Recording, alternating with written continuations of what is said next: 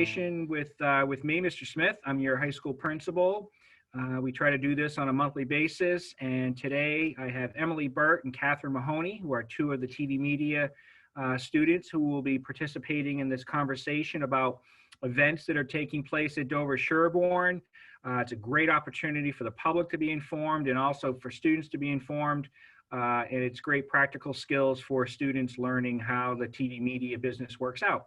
So welcome, Emily and Catherine. And without further ado, if one of you would like to ask the first question, we'll begin our show. Okay, well, our first question for you is, are we going to go back to school with the juniors and seniors by the end of the year? So we are definitely making plans to do that. The other night, there was a joint school committee presentation that Dr. Keogh, our superintendent, put forward to the three respective school committees, talking about a return to 4 days for the middle and the high school and a potential return of 5 days for the elementary. At this point, for the middle and the high school, we are targeting a potential date of April 5th. That would give us some time to make the necessary adjustments of removing some furniture from some of our interior rooms, ensuring our technology and bandwidth is up to par so that we can handle that, giving faculty members an opportunity to understand the transition so they can prepare from a family perspective with daycare if they have young children, and then an opportunity also for our students to prepare themselves for that. It would probably be almost like the start of fourth quarter. We are going with the 4-day model instead of the 5-day model because on that Wednesday, there are a number of different things that we think are really critical to maintaining that. One, we have band and chorus offered on Wednesday mornings, and we really worked very hard at trying to have dedicated times for those courses. And under pre-pandemic times, we had actually talked about having a flex block at the end of the day where band and chorus could meet for those students, and other students would have an opportunity for some DRs. So this way, we are able to handle that. We're still able to give the teachers some prep time, and then the all-important extra help sessions, which occur on Wednesdays. And I'm sure in some cases, those are extra help specifically for math and social studies.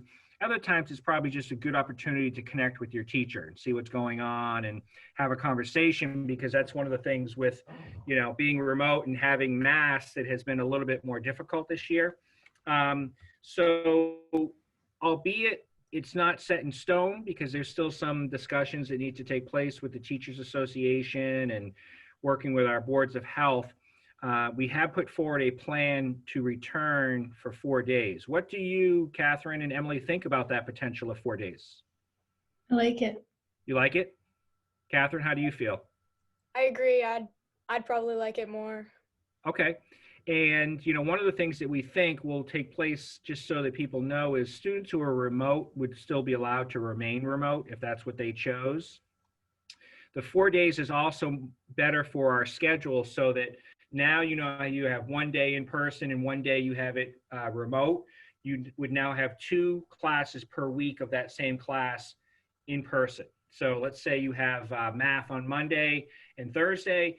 You would come in Monday, have A, B, C, and D. Tuesday, you would have E, F, G, and H. Wednesday would be the remote day. It also helps us do thorough cleaning, and also it's a day that all of our vendors come into the building to do heating, air conditioning, repairs, cleaning, things like that. Thursday, you'd go back to A, B, C, D. Friday would be E, F, G, H. So you'd keep the same schedule. Your schedule would not change, which we thought was important too for continuity for you guys to know, okay, this is what my schedule is going to be. It just means you'll still meet twice a week. It's just that both of those will be in person. Perfect. Thank you. So what else is on your mind? So our Wednesdays are until June, they're gonna continue being like a day off or like extra help from teachers? Yeah, at this point they are. Could that change? Yeah, it's possible. But I think right now the plan is Wednesdays would be a remote day. Some of the feedback I got from students actually is they really appreciate that Wednesday because it does give them a chance to catch up on some work, If they're a band or a chorus kid, they get to take a course that they really like.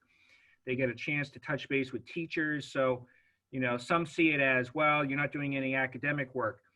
I think actually many of our DS kids are. I think that they're catching up on homework. They're going for extra help. They're catching up on projects.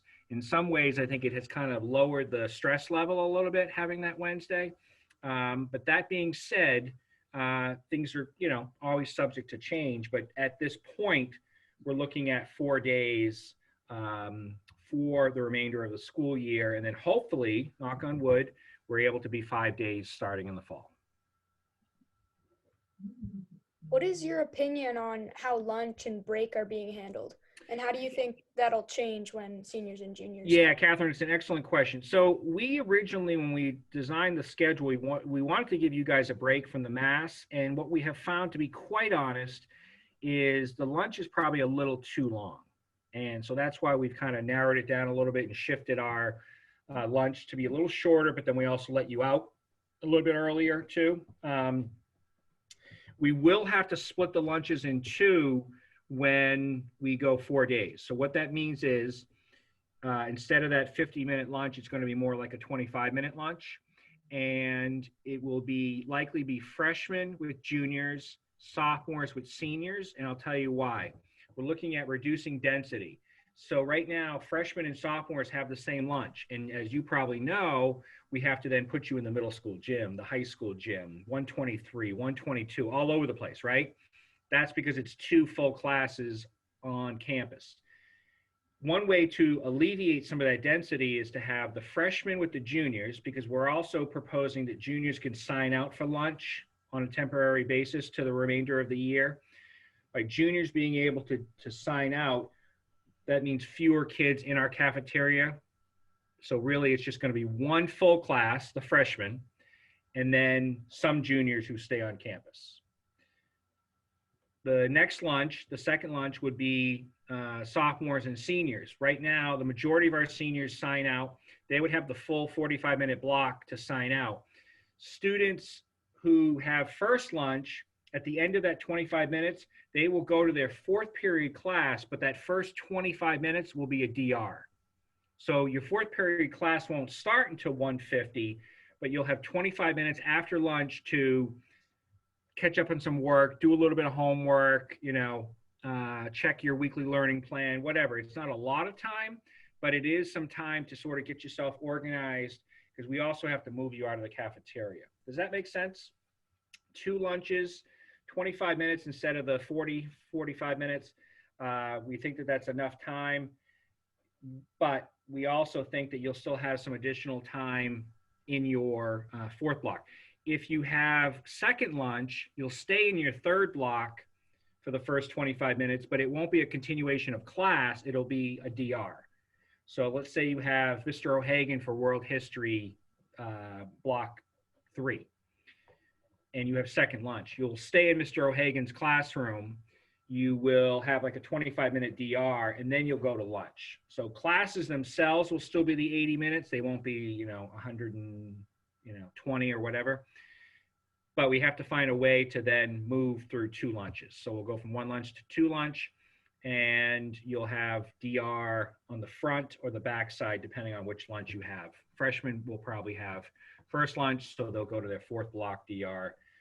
Sophomores will have second lunch. They'll go to their, they'll stay in their 3rd block. We're going to message this out to the community well in advance and show you sample schedules and everything. The good news is your academic programming is not going to change. It's just if you have first or second lunch, that's really the only thing that'll change.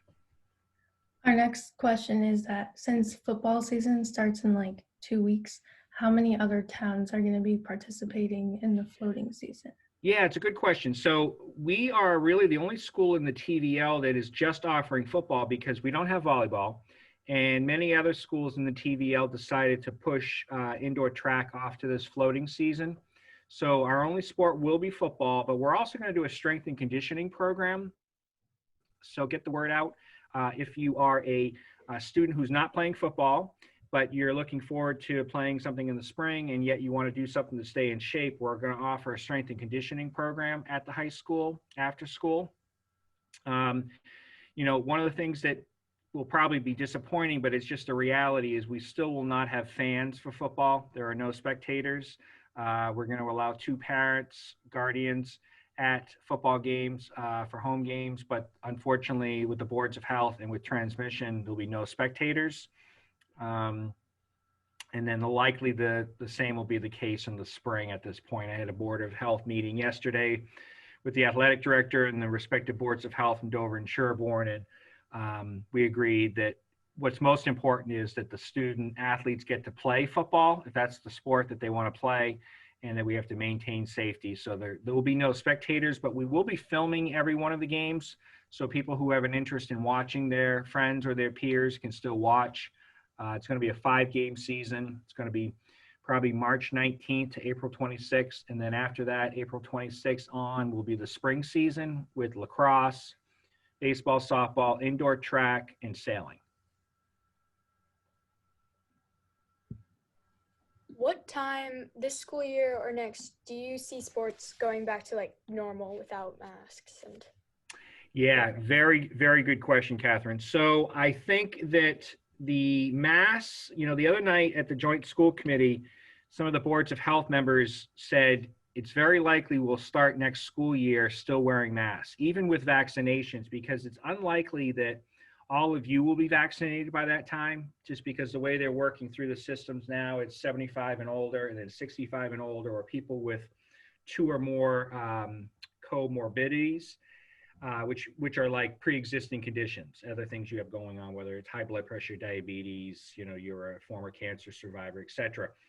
Students your age right now, they are working on studies around a virus. I do think at some point in time, they will have a vaccination for high school age students, but I don't think that's for a while. So it is very likely that we will have sports, but we probably will still have to social distance and probably still have to wear masks. The good news will be our faculty will be vaccinated because we are older and at higher risk. We really have no idea about spectators at this point. A lot of that's going to depend upon how things go this spring and summer with our numbers.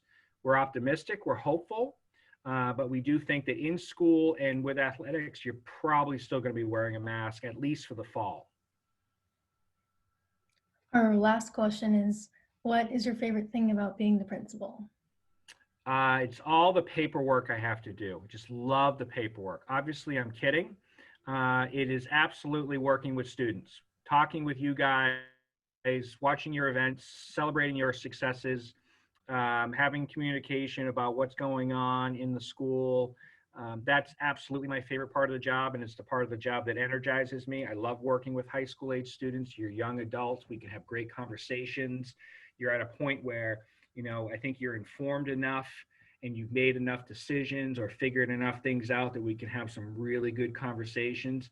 You know, you can have cute conversations with a 4-year-old, but you can have substance conversations with a high school age student about, you know, medicine, politics, ethics, science, whatever, sports. And to me, that's what's the most rewarding part of the job.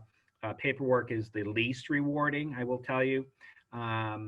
It's just being able to do these things, communicate with you on a daily basis about, you know, how things are going for you, what's important for you. And I'm curious, how has your year gone overall? Pretty good. Pretty good? Yeah, pretty well. Yeah. It's just weird. It's just weird, right? Being this kind of in-between spot, right? So, you know, I think what we're trying to provide is a sense of normalcy. We're looking at trying to do some creative things for our seniors this year around the graduation season. We're definitely looking to have a graduation on the turf. We're looking to, you know, increase our capacity for sports, and hopefully at some point in time next year, we get to a point where spectators can come and be part of it. We're hoping to be able to run some of our clubs in person and not just through Zoom anymore.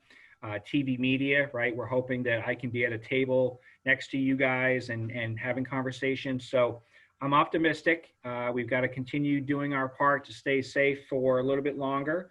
But I do think better times are ahead. And I'm grateful, first of all, for the work that the students have done in handling this year. You guys have done a great job, and the work that our teachers have done in, doing their very best to provide instruction to you in what is clearly a very different time period. Any plans for either one of you over the break? Some sleep? Yes. Plenty of sleep, right? Plenty of sleep. So if there are no further questions, this does wrap up our session information. Catherine and Emily, as always, if students have questions, I highly encourage them to email me. If there's a concern they have, if they have more questions about the potential 4-day, if they have questions about weighted, unweighted GPA, which I know has circulated around, please have them email me. We are going to be surveying students right after the break on their opinions on weighted, unweighted GPA, and we're going to take that information and use it to make an educated decision at some point in time, but please know that your opinion matters and your input is important. Thank you. Thank you. Right. Well, thank you very much. Have a great day. Have an enjoyable February break. Get some rest, enjoy some family time, and we'll see you again at the end of the month.